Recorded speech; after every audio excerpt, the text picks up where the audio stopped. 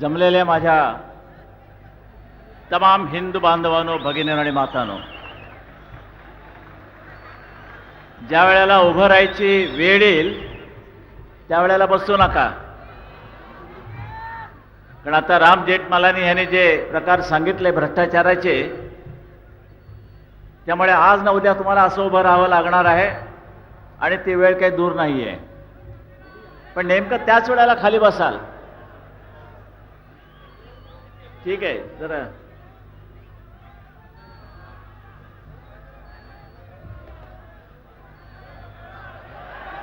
नाही एकदम थोडं, अरे काय जरा आपल्याला पाहिजे ते थोडं, काय खटले घातले जातात, हे घातले जातात, तेवढ्याला त्यांचं ते थोबाड बंद करायला बरं असतं ते. बरं ठीक आहे, छान, धन्यवाद.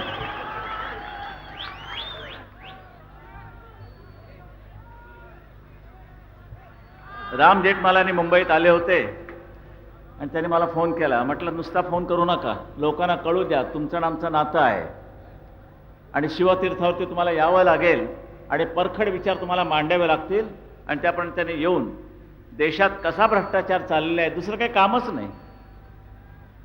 काल एक गंमत म्हणून झाली, आमचे पत्रकार सुंदर झाली, चांगले प्रश्न विचारले. त्यामध्ये एक खास प्रश्न विचारला म्हणजे खाजगीकरणाबद्दल तुमचं काय मत आहे. कारण मला खाजगीकरणही पाहिजे, पण ते शरद पवारांसारखं नको. त्यांचं खाजगीकरण म्हणजे जिथे खाजवतील तिथून पैसे काढतात असलं खाजगीकरण मला नको. देशाच्या हिताचं जे काही असेल, महाराष्ट्राच्या हिताचं जे काही असेल, लोकांच्या हिताचं जे काही असेल ते जरूर केलंच पाहिजे आणि आम्ही करणार. आणखीन एक चांगली बातमी म्हणजे काल वाचलीच असाल, त्याचे एक सामंत तिकडे आलेले आहेत पुढे. ज्या माणसाने एकलव्यासारखी लढाई दिलेली आहे आणि ह्यांनी अर्ज करून करून करून सतत ती लढाई शेवटी जिंकली आणि तुमच्या उच्च न्यायालयानं बॉम्बेचं मुंबई करायला परवानगी दिली, तो हाच मर्द. ह्याही वयामध्ये त्यांनी ती लढत दिलेली आहे आणि म्हणून त्यांचा आपल्या साऱ्यांच्या वतीने सत्कार करीत आहे.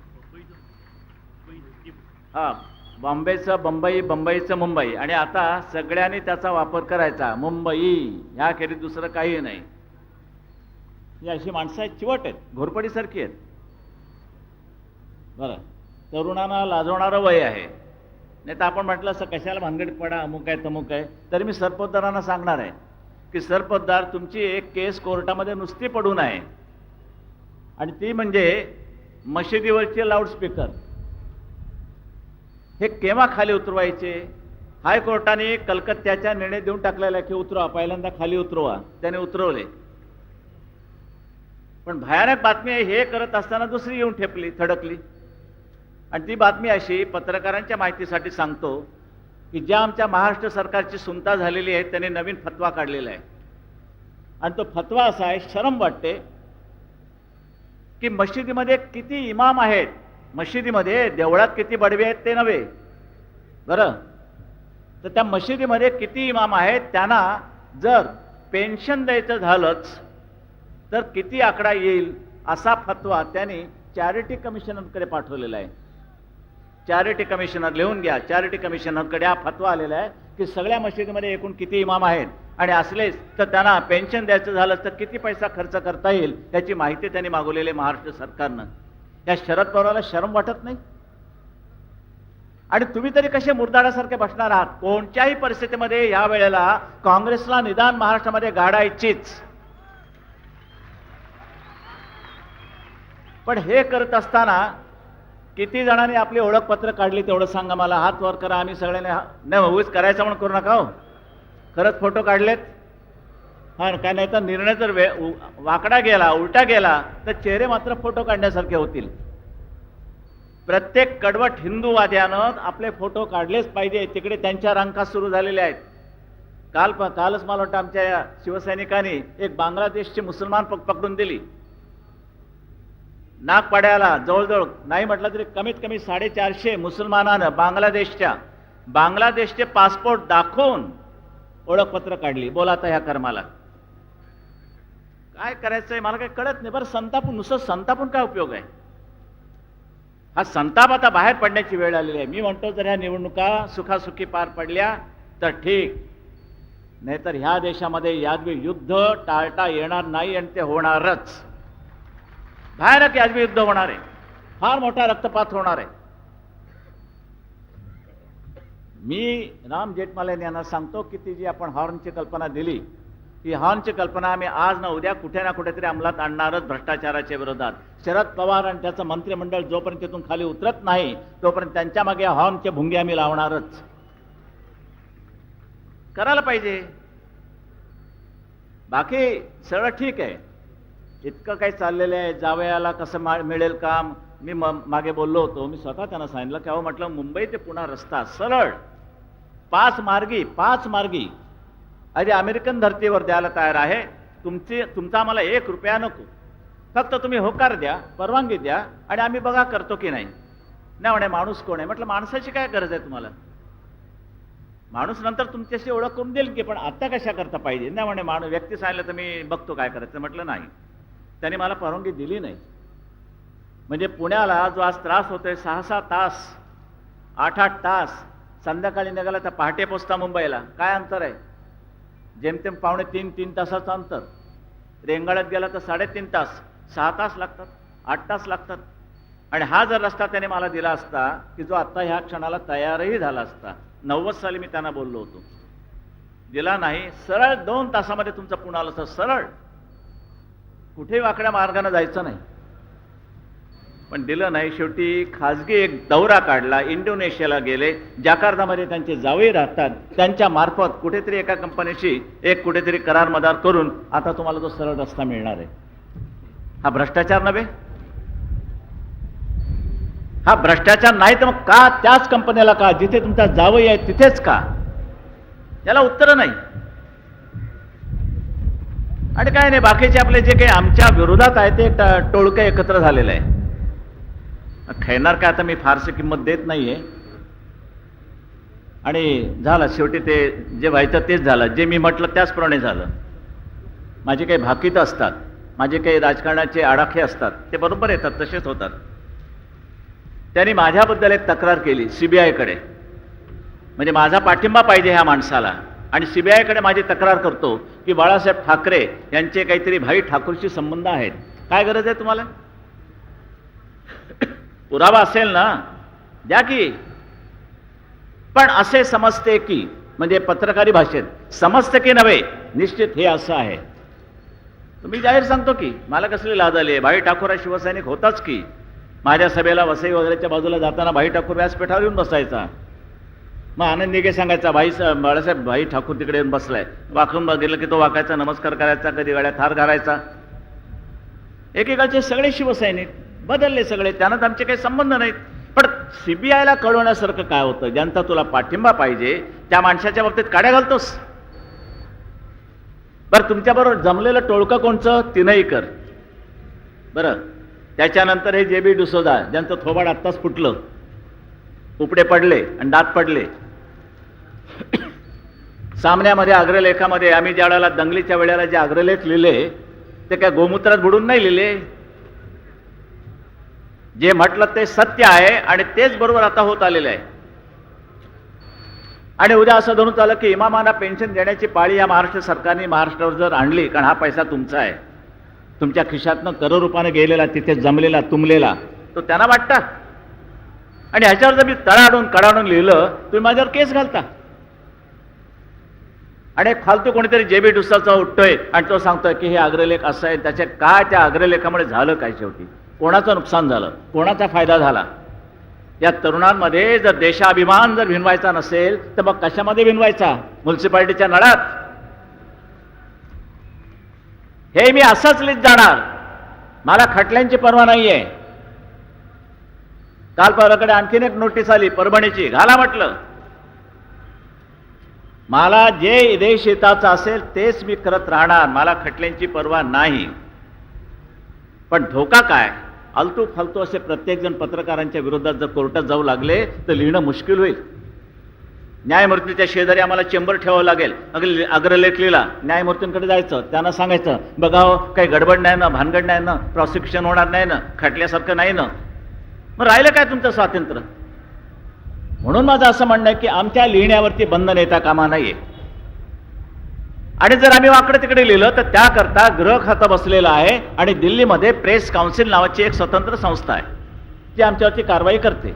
जाती जमातीमध्ये उद्या काही भानगडी केल्या ते देतात आम्हाला, त्यांचं प्रेमपत्र येतं की अग्रलेख यांच्यामध्ये आणि त्यांच्यामध्ये तुम्ही लावून देणारा लिहिलात, करा काय करायचं ते. पुन्हा हक्कभंग आहेत या आमदारांचे आणि ह्यांचे त्यांचे, त्यांचे हक्क जपायचे.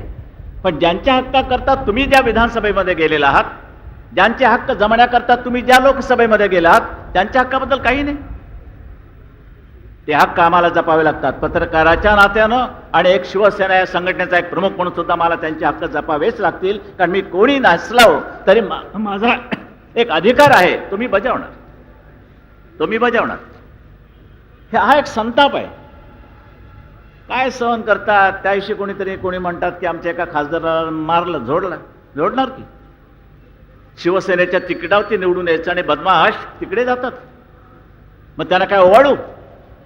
आणि आता प्रश्न विचारला की समजा उद्या तुमच्या हातामध्ये सत्ता आली आणि तुमचे आमदार तिकडे गेले, तर मात्र आज तुम्हाला सांगतो सगळ्यांना, यापुढे एक आमदार तर शिवसेनेतनं फुटला तर मात्र कायद्याची पर्वा न करता त्याला रस्त्यात तुडवा.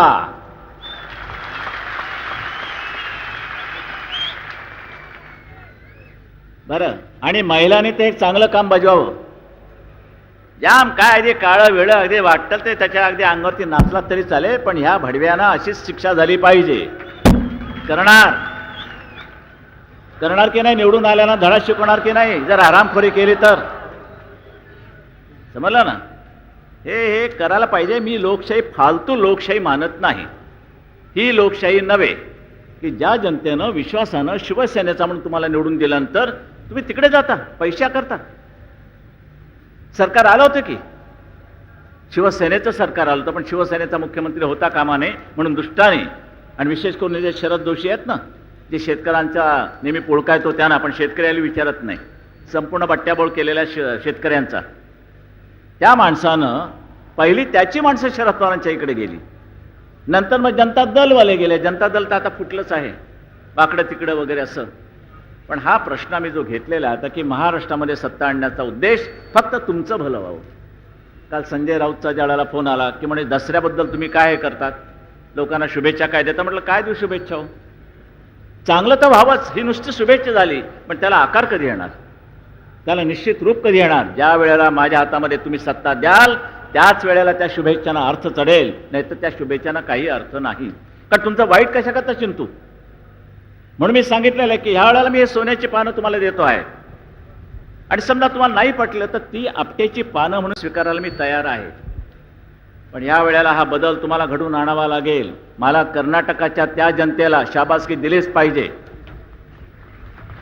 बरं असेल, आमचा वाद असेल आहे, पण कुठेतरी एक अभिमानानं आमच्या कार्यक्रमाचा वेळ तुम्ही त्या उर्दू वार्ताला देता, आम्ही नाही सहन करणार. पण बाळानो, कळत नाही तुम्हाला, दुर्दैव आहे, पोलीस फायरिंगमध्ये जवळजवळ 5 हिंदू आणि 6 मुसलमान मेले पोलीस फायरिंगमध्ये, आणि भोसकाभोसकीमध्ये जो एवढा आकडा आहे तो सगळा हिंदूंचा, हिंदू मारले गेलेले आहेत भोसकाभोसकीत. हे चित्र मी सहन करू शकणार नाही, बिलकुल सहन करू शकणार नाही.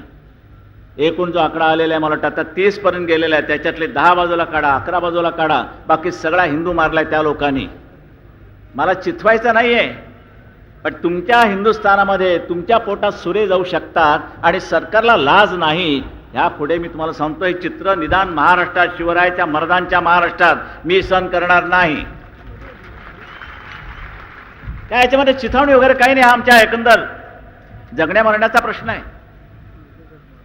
आम्ही काही देवनारचे बोकड नवत किंवा काल परकडचा भांज्याचा खाटीक खाना नाही आहे. तिरांकेत हिंदू उभे राहिलेले आहेत, प्रत्येकाच्या गळ्यामध्ये झेंडूची माळ आहे, आणि ते आपले चाललेले सुरापर्जित वगैरे वगैरे, चलो साले एकेकाची मुंडी घाल त्याच्या ह्याच्यात. ते नाही जमणार. गांडूची अवलाद म्हणून कधीही जगू नका. मेलात तरी चालेल, प्लेग आला तरी चालेल. मी उलट प्लेगच्या उंदरांना बोलेन, ये रे ये, या गांडूंना लवकर मरण आण, असं मी त्यांना सांगेन. कशा करता जगायचं? मर्द म्हणूनच आम्ही जगणार आहोत. आणि या मर्दांच्या बाबतीत म्हणाल तर या मर्दांशी टक्कर घेण्याची कोणी हिंमत करता कामा नये, असं दृश्य साऱ्या हिंदुस्थानात उभं राहिलं पाहिजे. आणि ते चित्र मी हिंदूंच्या रूपानं हिंदुत्वाच्या रूपानं उभं करतोय. समजलं? आहे आता आम्ही गोव्याला जातोय, तिथे पण जरा झाले कुटू चालतंय. बीजेपीशी आमची युती नक्की, पण जरा जाहीररित्या त्यांना जरा काही सांगू इच्छितो. एक कानमंत्र देतो की आपला झगडा जागांचा नाही. तुम्हाला किती खुर्च्या, मला किती खुर्च्या. आमच्या खुर्चीला एक हातच नाही, तुमच्या खुर्चीला 2-2 हात.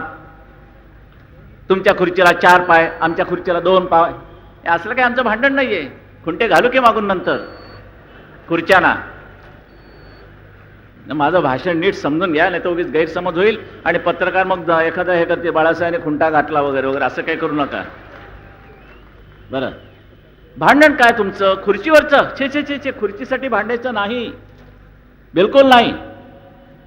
आम्हाला भ्रष्टाचारी काँग्रेसचा रावण जाळायचा आहे, गाडायचा नव्हे, जाळायचा आहे. राम जेठमलानी सांगितल्याप्रमाणे तो रावण तुम्हाला जाळावाच लागेल, दिल्लीपासून ते गल्लीपर्यंत. बरं, नाव काय? नरसिंहराव. आणि चित्र काय? हिरण्यकश्यपू त्यांचं पोट फाडतोय. नाव काय? शंकरराव. तिसरा डोळा रावणच द्यावं, पण 2 डोळ्यांनी दिसत नाही. काय करायचे ते देवाचे नावं? बरं, त्यामाने आम्ही बरे आपले ठाकरे, ठोक तिच्या आयला झालं, ठणठणीत नाव. तर हे सगळं आहे. मी काय म्हटलं की आपण जागेवरनं भांडूया नको. मागच्या वेळेला जिथे तुम्ही पडलात तिथे आम्ही उभं राहण्याचा प्रयत्न करतो. निदान आम्हाला यंदा, म्हणजे मागच्या वेळेला तुम्ही पडलात, या वेळेला आम्हाला पडण्याचा चान्स द्या. बरोबर आहे की नाही? दरवेळेला तुम्ही पडायचं आहे, बरं दिसतं काय? मग युती कसली ती? मागच्या वेळेला तुम्ही पडलात, ह्या वेळेला आम्ही पडतो. बघूया ना, पडायचंच आहे ना. पण सत्ता का घ्यायची त्याचं कारण लक्षात घेताना मी सांगितलं, काँग्रेसला गाडायचे हे एकमेव ध्येय नव्हे, तर सत्ता हाती घेऊन लोकांना एक चांगलं सरकार आणि हिंदुत्वाचा जाम जोरदार असा ठसा आम्हाला उमटवायचा आहे. तुम्ही संपूर्ण हिंदुस्थानामध्ये राज्य करा, फक्त आम्ही महाराष्ट्र मागतो आहोत. जसं मुसलमानांना सांगतो ना, 3,500 हिंदूंची एकंदर देवळं पाडण्यात येऊन त्याच्यावरती मशिदी उभ्या राहिल्या. 3,500. आम्ही काय म्हणतो, आम्हाला 3,500 तुमच्या मशिदी पाडायच्या नाहीत, आम्हाला आमच्या फक्त 3 मशिदी द्या. बाबरी जी पडली 2 पाडायच्यात, आणि ती काशी आणि मथुरा. बाकी ठेवा की तुमच्याकडे, घाला लोटांगण, काय हरकत नाही. तसंच आम्हाला असं सांगायचं की सगळा हिंदुस्थान तुम्ही घ्या, पण महाराष्ट्रामध्ये एक चांगलं सरकार आणण्याची एक संधी आम्हाला द्या. गोव्यामध्ये तेच. महाराष्ट्रात ठीक आहे, गोव्यात नाही. म्हणजे काय, गोव्याची किल्ली तुमच्याकडे आहे? आणि ते खलं पाणी ते अगदी धाम तुम एक कमरे मे बांधावून चावी खो जायसारखं गाणं गाताना आम्हाला बाहेर ठेवताय. लाथ मारून दरवाजा फोडून टाकू गोव्याचा पाहिजे मनात आणलं तर. पण केवळ हिंदुस्थानचं नुकसान होईल, हिंदुत्वाचं नुकसान होईल. ख्रिश्चन पोर्चुगीजांचे जे केंद्र कोणी आहेत ना, ते बकरे किंवा त्यांची मेंढरं राहिलीत मागे, त्यांचं तर फावेल. म्हणून प्रत्येक वेळेला आम्ही त्याग करायचं. गोव्यात काय, मग तुमचं तरी कुठे होतं गोव्यात? तुमचंही नाही, आमचं नाही. एकत्र येऊन काहीतरी करूया, चांगलं सरकार देऊया. फालोरो बिलोरे फालतू लोक काढून टाकूया. पण काय त्यांच्या डोक्यातच नाही, जागांचा ओरबडा. मागच्या वेळेला आम्ही 200 मिळवले ते, ह्या वेळेला आमची जरा संख्या वाढलेली आहे, या वेळेला आम्ही जरा जोर काढलेले आहेत. मागच्या वेळेला 5 नमस्कार काढले आम्ही, सूर्यनमस्कार. आता या वेळेला 10 काढलेले आहेत. आम्हाला 5 सीटा पाहिजे, 14. काय पटत नाही मला. आणि म्हणून जरा थोडासा त्रास होतो, ताप होतो. पण शेवटी केवळ हिंदुत्वासाठी आणि सरकार गाडण्यासाठी आम्ही काही सहन करतो, ते दरवेळेला सहन करता येणार नाही. आणि उद्या दुर्दैवाने युती तुटलीच तर आपण काय करणार आहात? शिवसेनेचं सरकार स्वतंत्रपणाने निवडून आणणार आहात? आणू शकाल? नक्की? आईचान का आपला कंटाळा? बघू, मतदान सुरू झालेलं आहे, 2ला जाऊ, 2 वाजले, अहो उठताना, आणि 4ला जाऊ, 4 वाजले, अहो जाताना चहा पिऊन जाऊ. असं नका करू. पहिल्यांदा कर्तव्य बजवा. पण ही पाळी महाराष्ट्रात येणार नाही. परवा मी गोव्याला जातोय, जाहीर सभा होणार आहे, आणि त्यांना सुबुद्धी सुचेल अशी मी अपेक्षा करतो आणि प्रार्थनाही करतो. पण जागांचा बंटवारा हे आमच्या पुढे ध्येय नाही. मग ते म्हणते, मग असं जर असेल मग तुम्ही आम्हाला कशा करता? आज पूर्ण महाराष्ट्रामध्ये आपण विचार कराल तर शिवसेना जेवढी एकंदर मजबूतीने उभी आहे, पाळमुळं जेवढी खोल गेली तशी तेवढी तुमची नाही आहे, बिलकुल नाही. आणि सत्य असताना आमच्या जोरावरतीच तुम्ही आलात ना, तुमचा आम्हाला फायदा झाला असं आम्ही नाही म्हणत नाहीये. पण कधीही तुमचे 10 खासदार ह्या महाराष्ट्रात केव्हाही निवडून आले नाही, ते त्यावेळेला आले. हा युतीचा परिणाम लक्षात घ्या, आम्ही लक्षात घेतो. आम्ही असं म्हणत नाही की केवळ आम्हीच आणि आम्हीच नव्हे, तुम्ही सुद्धा आम्ही सुद्धा मिळून हे असं. पण काय ऐकायलाच तयार नाही. बरं, अशी गोचिडी प्रवृत्ती ठेवू नका, बिलकुल ठेवू नका. दूध प्यायचं तर सरळ दूध पिया. दूध संपलं तरी मात्र रक्त प्यायला लागाल तर मात्र पंचायत होईल. हे एक प्रेमळ सूचना मी त्यांना करू इच्छितो. बाकी वाव आहे सगळे. बरं, एक एक एक एक मुद्दे आणले तर काय होणार आहे तर काय सांगायला नको. काल परवाकडे गरबा झाला, केवढा त्रास, किती फोन मला, किती गुरुजर बंधू यायचे, बालासाहेब ते असा झाला, बालासाहेब तसा झाला. आणि एके ठिकाणी तर पोलिसांनी लाठ्या मारून ते ढोल बिल सगळे तोडून टाकले. 2 लाख रुपयाचं नुकसान झालं. 2 लाख रुपयाचं नुकसान. कोणचा कायदा, कोणची ही लोकशाही? आमच्या सणासुदीच्या दिवशी सुद्धा आमची हत्यारं फोडली जात आहेत, आम्हाला तुडवलं जातंय. मी पोलिसांना दोष देत नाहीये, पण हे साले बसलेत ना वरचे हे महारोगी, त्यांच्याबद्दल काय? त्यांना हलवल्याशिवाय काही करता येणार नाही. फक्त एवढंच आहे, काही चांगले पोलीस असतात, काही अत्यंत गुरमीत, खडा अडकल्यासारखे. काय आता काय बोललात? एकाला सांगितलं त्यांनी, तू आता काय बोललात? तू काय बोललो म्हणाला? ते तुमच्या साहेबांनी वरती फोन केलाच मुळी, जरूर केला. सहानीना फोन केला, पोलीस कमिशनर. अहो म्हटलं 10:30 वाजता तुम्ही काय करता? 10 वाजता तर त्या गरब्याची दांडियाची सुरुवात होते आणि अर्धा तासात काय करायचं? जरा जिथे काही अशी वस्ती नाहीये, कुठच्याही इमारतीला त्रास होत नाहीये, मोकळं पटांगण आहे, कॉलेज आहे, रात्री काय कॉलेज चालत नाही आणि कोणाची तक्रार नसेल तर जाऊ द्या की, नाचू द्या की थोडंसं, नाहीतर आयुष्यात काय राहिलंय?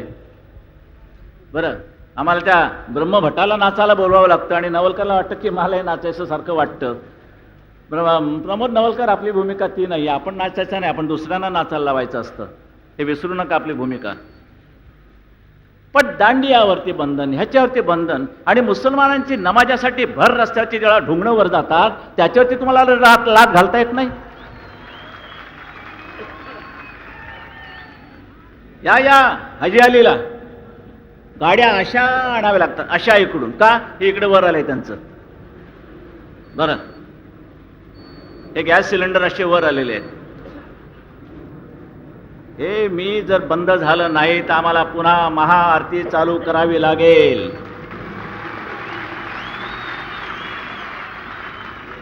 कारण आमची बोली होती.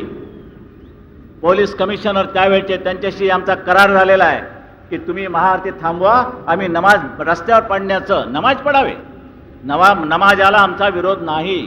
ते मुसलमानांचं स्वातंत्र्य आम्ही त्यांना केव्हाही दिलेलं आहे, पण अतिरेक करू नका.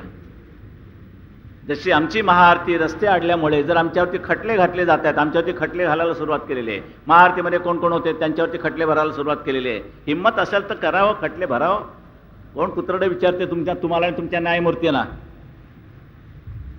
पण जर आमच्यावरती खटले घातले जाणार असतील रहदारीला अडथळा केल्याबद्दल, तर त्यांना सुद्धा तुम्हाला रहदारीच्या अडथळ्याबद्दल खटला घालावा लागेल. याला म्हणतात सर्व धर्म समभाव.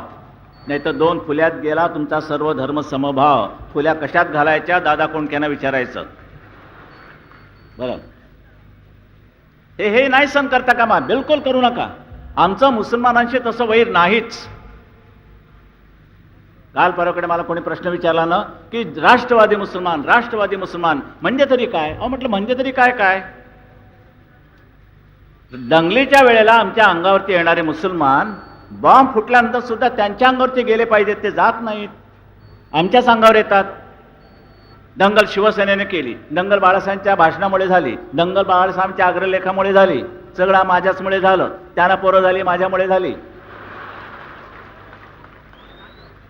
नाही, मला वाटतं अजून एवढं नाही आलं त्यांचं, कुठे माझ्या वाचनात आलं नाही, तुमच्या आलं असेल तर मला माहीत नाही. सगळं आम्ही,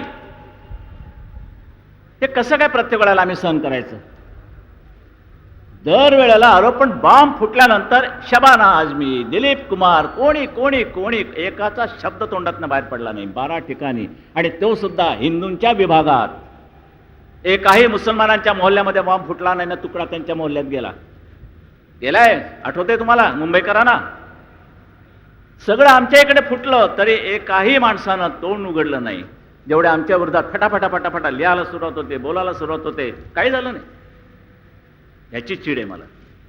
तुम्ही न्यायानं आम्हाला वागवा, न्यायानं आम्हाला झोडा. आम्हाला न्यायानं झोडलात आमची तक्रार नाही, अन्यायानं झोडलेलं मात्र सहन करणार नाही. पोलिसांना सुद्धा नम्र विनंती आहे, काही जर आता डोळे मारून काम करण्याची वेळ आलेली आहे. दरवेळेला असताना आमच्यासमोर हे करू नका, वर करू नका. ते जे येते त्याच्याकडे लक्ष ठेवा. माझ्यावरती आता नवीन मारेकरी आलेले आहे. खलिस्तानचे 2 काहीतरी एकंदर गट आहेत अजून जिवंत. बाकी बहुतेक त्या रिव्हेरो आणखीन गिलनी संपवले, अजून 2 जिवंत आहेत. त्यातला एक मारेकरी जुहूला आला आणि जुहूहून पाकिस्तानला गेला. माहिती कोणाची? पोलिसांची. कुठे रे गेला, कुठे रे गेला तो? बाळासाहेबांना मारलेला माणूस. साहेब तो आता जुहूला हॉटेलमध्ये आहे. अच्छा, हां, व्यवस्था झाली आहे ना, बघ त्या बघ, काही कमी पडू देऊ नको. असं काही झालं तरी तो मारेकरी आहे. आरामात जुहूला राहून पाकिस्तानात गेलाय आणि त्यांनी त्यांची माणसं ठेवली आहेत की ह्या वेळेला ह्याला उडवायचा. त्यांना सांगतो, ज्या दिवशी ज्या रंगाची गोळी माझ्या अंगाला चाटून जाईल तर चाटणार नाहीच, तर मात्र ती अवलाद ह्या महाराष्ट्रात नव्हे हिंदुस्थानात जिवंत ठेवायचे नाही. बिलकुल एक शेवटच्या पर्यंत त्यांचा अंड शेवटचा जे असेल ते चेचून ठेचून टाकायची आपली शपथ आहे शिवरायाच्या पुढे. जाओ, हिंमत असेल तर या सालेन अंगावरती. बरं, तो खलिस्तानवादी असेल तरी क्षमा केली जाणार नाही आणि लांडे असतील तरी क्षमा केली जाणार नाही. तुम्ही करून बघा हो. नाही तर काय करायचंय? नुसते आपल्या भगवे झेंडे फडकत आहेत. काय करतात? आणि काय अंगावर की भगवा झेंडा तिकडे पशार. कोणी ह्याच्यात शिरतोय, कोणी त्याच्यात शिरतोय, कोणी ह्याच्यात शिरतोय, कोणी बंगाल्यांच्या इकडे, कोणी त्या उत्तर भारतीयांच्या इकडे. काय भागंबा कसली?